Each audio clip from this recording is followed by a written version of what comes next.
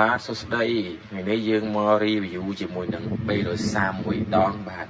330គឺបញ្ហាគ្រឿងក្រោមបាទគឺពាក់ព័ន្ធនឹងគ្រឿងក្រោមគឺលងអស់ហើយបងប្អូន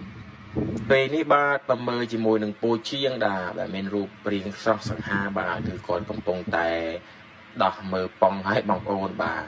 ពូជាងមានប្រពន្ធនៅពូជាងថានៅ single ទេបងប្អូននៅកន្លែងធ្វើការគឺ single ដល់ពេលដល់ផ្ទះអានេះដឹងទេបងប្អូនណាបាទគឺសម្រាប់ប៉ងរបស់ឡាន330នេះគឺ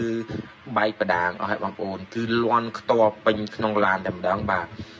មូលហេតុគឺមកពីគាត់អត់ដែលបានផ្លាស់ប្ដូរប្រេងបងប្អូន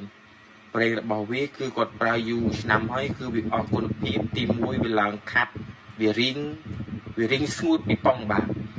តែកណាដល់ពេល